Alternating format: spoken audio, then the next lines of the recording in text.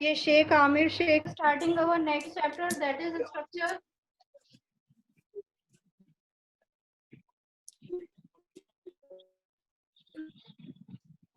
So what the structure is, this is our next chapter.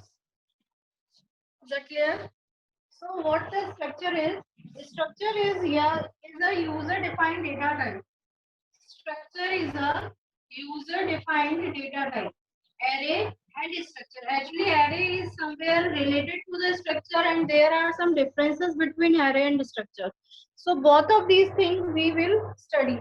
So what are the similarity in both of them is, it is a user defined data type. It is a user defined data type. Same wise, it is also a user defined or derived data type. Both of them. Same meaning is that derived data. It is a collection of data.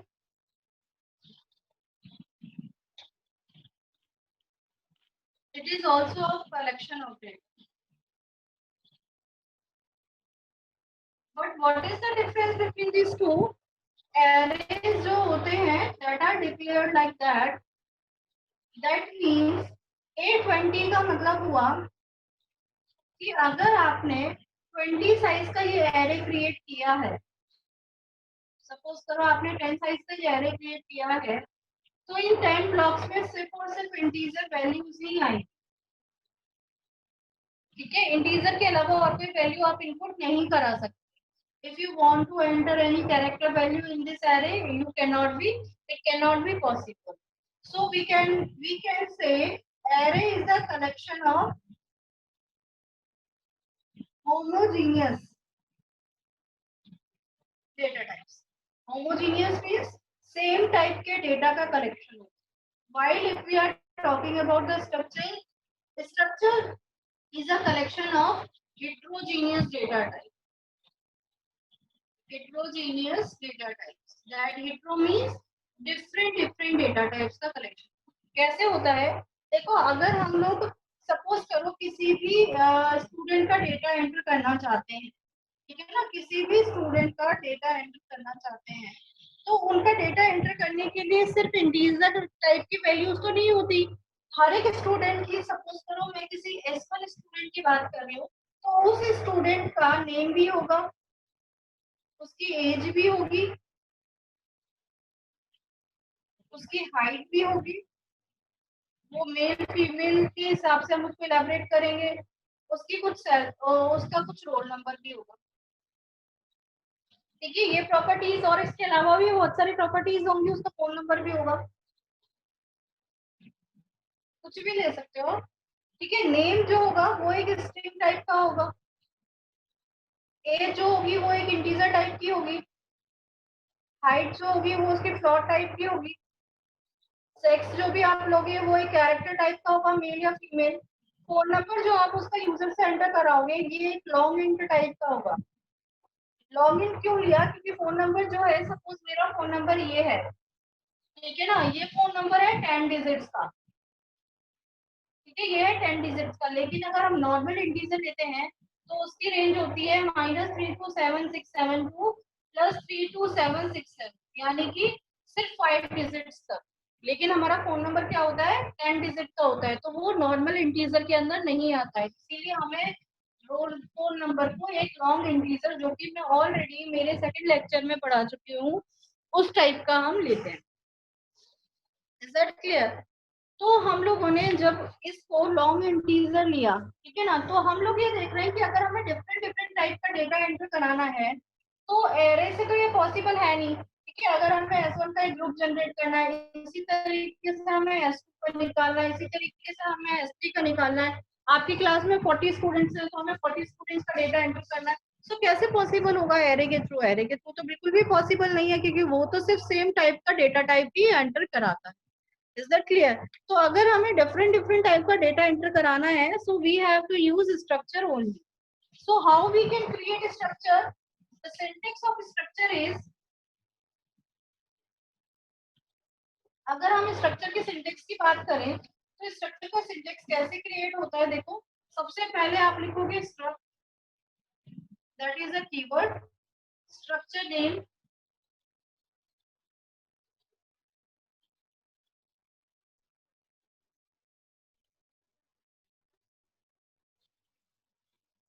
ठीक है. Curly braces start, curly braces close. Variables देना है, name देना है, age देना है. They are called variables. ठीक है ना. वेरिएबल 1, वेरिएबल 2, जितने भी आपको वेरिएबल 3, जितने भी आपको वेरिएबल क्रिएट करने हैं वो वेरिएबल्स आप बनाओगे और उसके बाद सेमीकोलन लगाओ. ठीक है.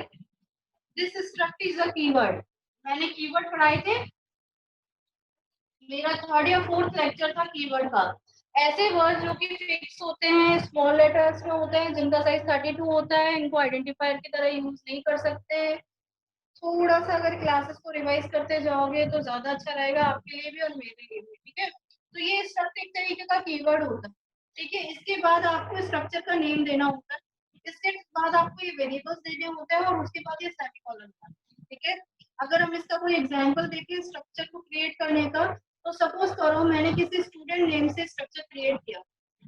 तो सबसे पहले मेरा जो स्ट्रक्ट कीवर्ड है, जो कि एक फिक्स कीवर्ड है, मुझे वो यूज करना रहेगा.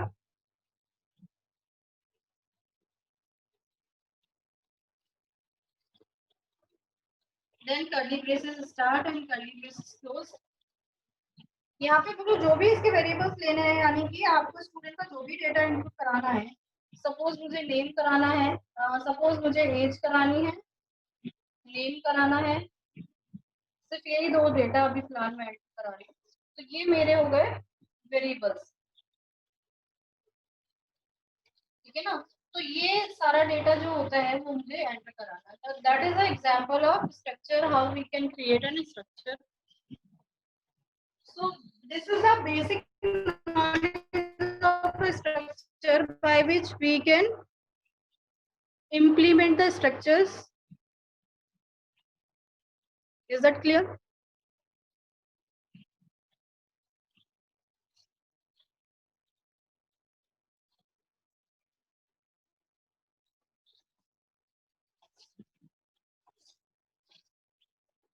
So now we are talking about the example of structure. How we can create a structure, how we use the structure, what type of example we are taking in that structure. So write a program in C to enter name, age, height of student in structure. आपको name height of student की structure of 2 student करना, of 2 students. 2 student का ये data enter कराना है using structure. Normally भी आप कर सकते थे, विदाउट यूजिंग स्ट्रक्चर भी आप कर सकते थे, लेकिन वो जब आपको करना है तो 2-3 का कर रहे हो तब तक तो ठीक है. लेकिन अगर आपको 50-40, अगर हमारे पास 240 सीएस में स्टूडेंट्स हैं और 240 का डेटा एंटर कराना है तो हर एक के लिए ए स्टेटमेंट्स लिखने पॉसिबल नहीं है. तो उस केस में हमें स्ट्रक्चर को यूज करना ही होता है. ठीक है. तो हम कैसे करेंगे देखो. सबसे पहले हमने यहाँ पे हेडर फाइल्स इंक्लूड करी, hash include stdio.h, hash include conio.h. इसके बाद हम यहाँ पे मेन फंक्शन लगाया करते थे. और ये तो हमारा बेसिक स्ट्रक्चर होता ही है सी प्रोग्राम का. अब देखो हमें स्ट्रक्चर क्रिएट करना है ना. स्ट्रक्चर जो हम क्रिएट करते हैं वो बेसिकली दो तरीके से करते हैं. हम उसे ग्लोबली भी क्रिएट कर सकते हैं और हम उसे लोकली भी क्रिएट कर सकते हैं. देखो लोकली का मतलब है कि अगर हम स्ट्रक्चर को मेन फंक्शन के अंदर क्रिएट करते हैं that is called local structure. और अगर हम उसे मेन फंक्शन के बाहर क्रिएट करते हैं that is called global structure. तो ग्लोबल स्ट्रक्चर कैसे बनता है. इसका बनते तो सेम ही टाइप के हैं, चाहे आप ग्लोबल बनाओ चाहे आप लोकल बनाओ, सेम टाइप से बनेगी. स्ट्रक्ट स्टूडेंट, आपको वेरिएबल्स एंटर करने हैं. सपोज नेम, चार नेम, इन एज प्लॉट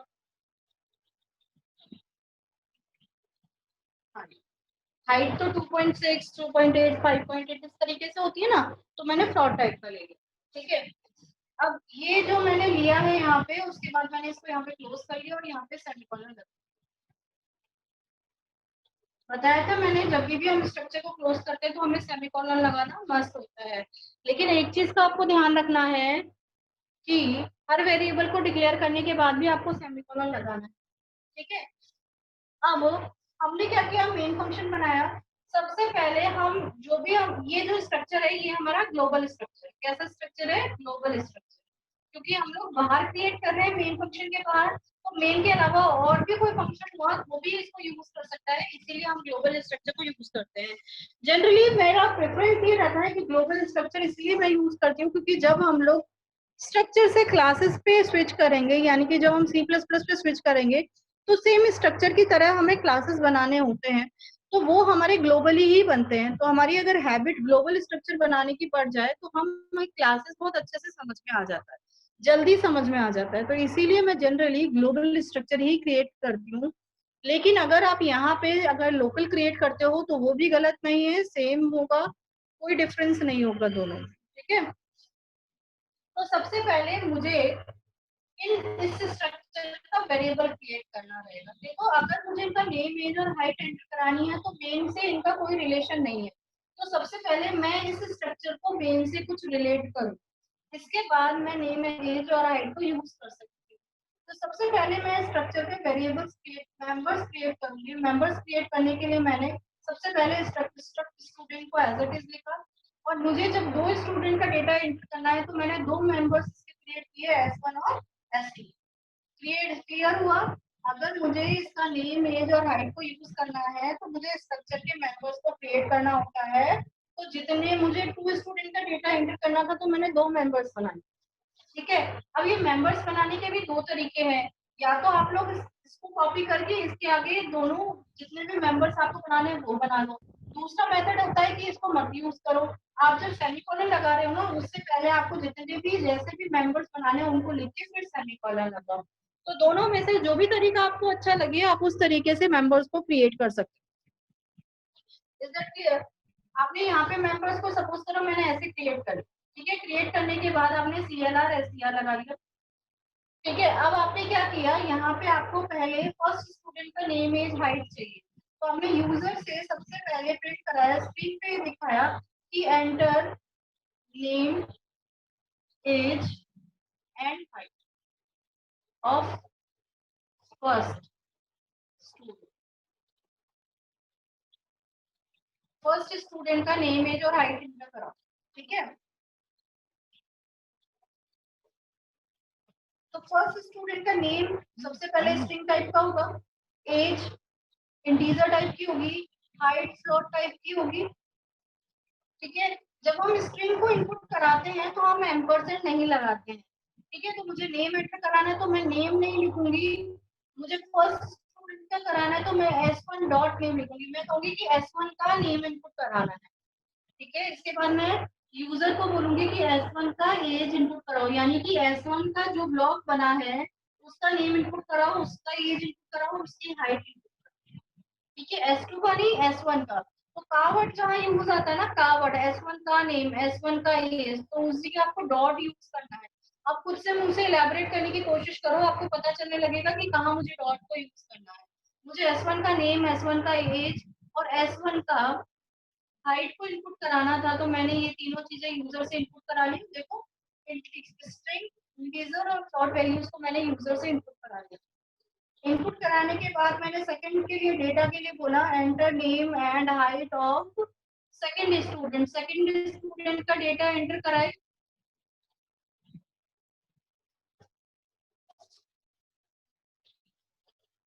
समझ में आ रहा है? सेकंड स्टूडेंट का डेटा इनपुट कराए।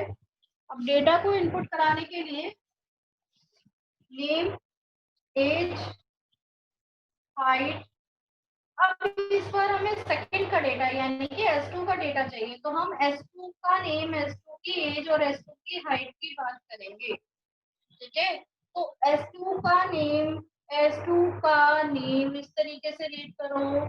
S2 की एज एंटर करानी है तो एम्परसेंड लगाओ। S2 की height, S2 dot height input करानी है तो S2 की हाइट को करा ली। फर्स्ट स्टूडेंट का डेटा आ चुका है, सेकंड स्टूडेंट का डेटा यानी कि आपने सपोज करो कि 20 है, इसकी एज 18 है, इसकी हाइट 5.6 है, इसकी 5.3 है। ठीक है, ये डेटा एंटर हो चुका है लेकिन प्रिंट नहीं हुआ है। ठीक है, स्क्रीन पे अभी दिख नहीं रहा है। क्या बोला? तो ये डेटा आपको स्क्रीन पे प्रिंट भी करना है। ठीक है, इस डेटा को स्क्रीन पे प्रिंट करने के लिए आप लोग क्या करोगे, इस डेटा को अगर आपको स्क्रीन पे प्रिंट करना है सो है you have to use printf statement. Printf data first student का डेटा अगर आपको एंटर करना है, प्रिंट कराना है सॉरी, तो आप क्या लिखोगे, प्रिंटफ स्टेटमेंट लगाओगे। तो सबसे पहले नेम, एज एंड हाइट। ठीक है, लेकिन हर एक के बाद मुझे न्यू लाइन या टैब स्पेस कुछ देना है तो मैं यहाँ पे एंटर कर लेती हूँ। सबसे पहले नेम इनपुट हो, फिर एज इनपुट हो और फिर हाइट इनपुट हो और न्यू लाइन आ जाए। ठीक है, प्रिंट कराने के लिए क्या लिखूंगी, फर्स्ट के लिए S1 डॉट नेम। अगर मुझे कुछ भी बात करनी है तो मैं डायरेक्टली नहीं बात करूंगी, मुझे S1 की हेल्प लेनी पड़ेगी, अदरवाइज मेरा गलत होगा। ठीक है, मुझे परमिशन नहीं मिलेगी। मुझे परमिशन कौन देगा, S1। S1 बोलेगा कि नेम, एज और हाइट को प्रिंट करा दो। ठीक है, इसके बाद मैंने यहाँ पे प्रिंट है डेटा ऑफ सेकंड स्टूडेंट। ठीक है, और अगर आपको प्रिंट कराना है यहाँ पे तो प्रिंट है परसेंटेज एस। पहले नेम प्रिंट कराया, फिर एज प्रिंट कराई, न्यू लाइन दी और फिर हाइट प्रिंट कराई। न्यू लाइन की अब जरूरत नहीं है। S2 dot name, S2 dot age and S2 dot height को प्रिंट करा दिया and ch and that. So this is the basic process by which you can enter the data easily. Is that clear? Arshul recording off कर दो। अगर user से value ना लेके हम प्री डिफाइंड वैल्यूज ले रहे होते तो हम कैसे कर रहे होते,